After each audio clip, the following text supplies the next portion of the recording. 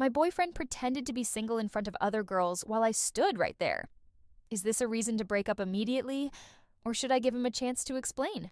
I still clearly remember that fateful night, the night when everything between me and him, the person I thought was the true love of my life, began to fall apart.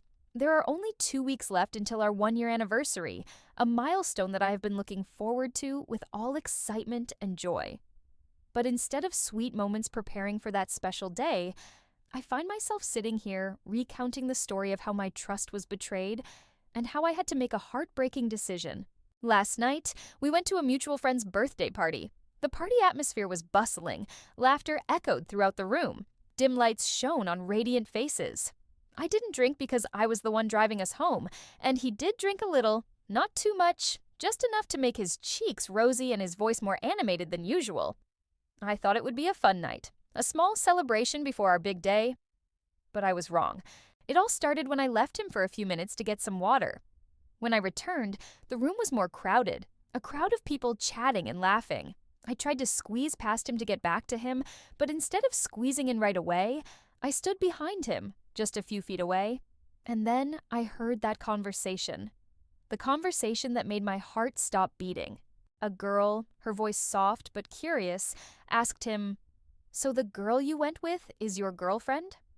I held my breath, waiting for his answer, an answer that I thought would make me proud, would confirm our love in front of everyone. But he was silent for a moment, as if pondering something, then chuckled softly and said, "No, she's just my roommate, haha." I felt like my blood was freezing. Roommate? Am I? The person who was with him for a year? The person who built common dreams with him? The person he once said was the best thing that ever happened to him? Now just roommates? I stood there, my hand holding the glass of water trembling, trying to suppress the anger welling up in my heart. I didn't want to make a scene right at my friend's birthday party, so I just quietly walked to stand next to him, hoping he would notice my presence and correct that stupid lie. But no, he didn't even notice me for a few seconds. Instead, he turned to the other girl, flashed a smile that I thought was reserved for me, and said, "You're so beautiful." The other girl saw my angry eyes, perhaps sensing the tense atmosphere, so she quickly left. What about me? I stood there, feeling like I had just been slapped hard in the face. I didn't say anything to him at that time. I was too angry, too hurt to utter any words. Eventually, I turned away, found my friends, and tried to enjoy the rest of the party. But inside, I was a mess. I wondered if I should confront him right there, or just keep quiet to avoid making a big deal out of it. I chose the second option, but it turned out it wasn't the wisest decision. A while later, my friend, the party organizer, pulled me aside and asked with a worried expression, "Did you and your boyfriend break up?" "I don't know anything. I just heard him tell someone that he's still single." Her words were like another knife stabbing into my heart. Not only did he lie once to that girl, he also told other people that he was single. My anger flared, and I decided to leave the party immediately. I didn't say a word to him. I just quietly took the car keys, got out, and drove home alone. He could find his own way home, or sleep at my friend's house. She said it didn't matter because many people stayed the night. I don't care anymore. When I got home, I locked the door, lay down on the bed, and let my chaotic thoughts flood through me. This morning, when I woke up, my phone was full of messages and missed calls from him. He was angry, accusing me of abandoning him at the party without warning, demanding to know where I had gone to, as if I was the one who had done something wrong. I read those messages and couldn't believe my eyes. Did he really dare to act like he was the victim in this? I was confused, angry, and hurt. We've had a great relationship over the past year. He always said that he loved me, that I was the most important person in his life, that he wanted to be with me forever. Yet now he pretends like I don't exist, flirts with other people right in front of me, and claims to be single. I don't understand. Is this just silly, drunk behavior that I should ignore? Should I give him a chance to explain, or just end things now? I don't know anymore, but I'm willing to hear from anyone just to find a different perspective on this mess. Update 1.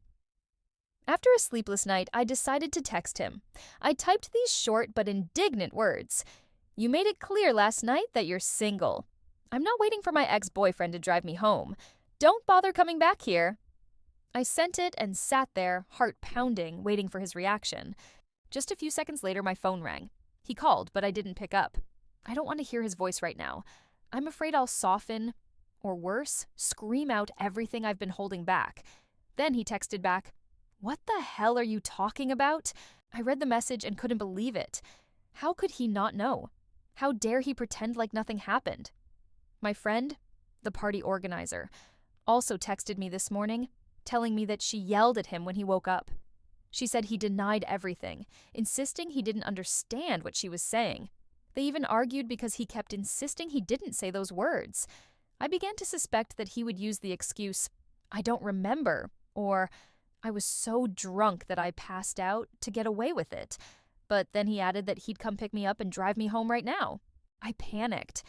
He's almost here, and I don't know what to do. Part of me wanted to lock the door, not let him in, let him face the consequences of his actions. But another part wonders, what if he really doesn't remember? What if this was just a stupid moment that he had no control over? But then I told myself, I don't care. I couldn't let him walk all over me like that. He's coming, and I haven't decided what I'm going to do yet. Update 2. He's almost there. I sat huddled on the sofa in the living room, gripping the phone so tightly that my knuckles turned white. My palms were sweaty despite the cool air in the room. Outside, the sky was gray, raindrops fell steadily, hitting the window creating sad tinkling sounds, as if the outside world was in sync with my chaotic mood. I don't know what I expected when he arrived, a sincere apology, a reasonable explanation, or simply a clumsy excuse to cover up his actions. Whatever it was, I felt my body tense as every nerve twitched, preparing for a confrontation I wasn't ready for. The phone vibrated. The screen lit up with a text message from my friend, the person who organized that fateful birthday party. "Talk to him," she wrote, her tone firm but concerned, "just to hear all the bad things he'll dump on you to show you what he really is." Dump him, girl. If I were you, I'd do it without a second thought. I read those words over and over again, feeling a wave of warmth spreading in my heart amid the cold storm of emotions. What surprised and touched me the most was that she had known him since high school, much longer than the time I had entered his life. They were once close friends, sharing stories that I had only heard through word of mouth. Yet now, she stands by my side without hesitation, without any hesitation when having to choose between long-time friendship and righteousness. That support is like a fulcrum, helping me feel like I'm not alone in this mess. I sat there, eyes glued to the main door, imagining him appearing. Perhaps his hair was wet from the rain, his face full of worry or confusion, and his hands stuffed in his pockets as was his habit when he was stressed. A small part of me, however small, still wanted to open the door, wanted to hear him speak, wanted to believe that it was all just a silly misunderstanding that we could get over. But then I remembered his soft laugh when he said, "She's just a roommate," remembering the flirtatious look he gave the other girl right in front of me. Those images were like a sharp knife piercing my heart, erasing all thoughts of forgiveness. I've decided I won't open the door. I don't want to face him, don't want to look into those eyes that once made me flutter, don't want to hear the excuses that I know will only hurt me more. I stood up, walked closer to the window, pulled the curtain aside to look out at the road leading to the house. The rain still fell, fading into tiny drops, blurring the scene outside. I wondered if he was close, if he was standing somewhere in that rain, holding his phone and preparing to knock on the door. But no matter what he does, I don't want to give him the chance to enter my space again. I returned to the sofa, sat down, and hugged the pillow that he and I had chosen together during a fun shopping session. Now, it's just an inanimate object, but it carries so many memories that I want to erase. I took a deep breath, telling myself that I was doing the right thing, that keeping the door closed was not only to protect my heart, but also to preserve the dignity that he had unintentionally trampled on. Update 3. I know many people will be disappointed to hear this, but initially I thought about giving him another chance. Just kidding. I just say that to lighten my heart a bit, because I'm actually still sobbing as I write these lines. Finally, I decided to open the door and let him in. Not to forgive, but to hear him speak, to understand why he did that to me. When he walked in, his face was full of confusion and worry. At first, he denied everything. "Nothing happened," he said, his voice firm. "Your friend is lying. She's jealous of us. She always wanted you." I almost laughed at the absurdity. My friend has had a boyfriend for 3 years, and she has never shown any interest in him. But he persisted, saying he didn't understand why I was so angry.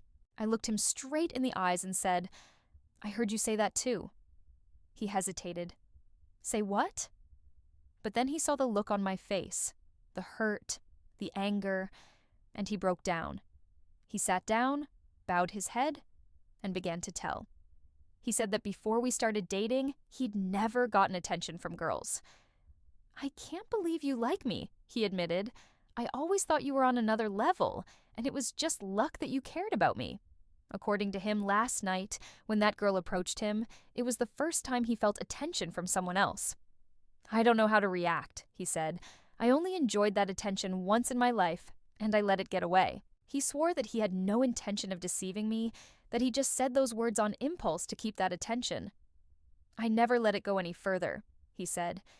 "In my mind, it was just a harmless trick, because I knew I wouldn't do anything to hurt you. If I knew you could hear me, I would never do that." I burst into tears when I heard those words. To me, that's the stupidest reason in the world to sabotage our relationship.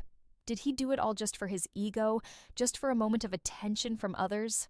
I cannot accept it. He broke my trust, hurt my self-esteem. I want a mature man, someone who will proudly introduce me as his girlfriend, not someone who lies to flirt with others. I told him I thought his reasons were stupid and disappointing. He realized I was serious, and he started crying too. He begged me for forgiveness, saying it was just a stupid, drunken mistake, that he loved me more than anyone and that he wished he could go back to fix things. But I can't be soft-hearted. I told him that if he really loved me, he would never make me feel so worthless. The argument became tense. He almost shouted, "I'm sorry! I can't lose you. Please forgive me." But I just shook my head. "Your actions last night were pitiful," I said. "You've changed the way I look at you. I don't respect you anymore." I told him to leave and not contact me anymore. I gathered his things in a box, placed it on the porch, and locked the door.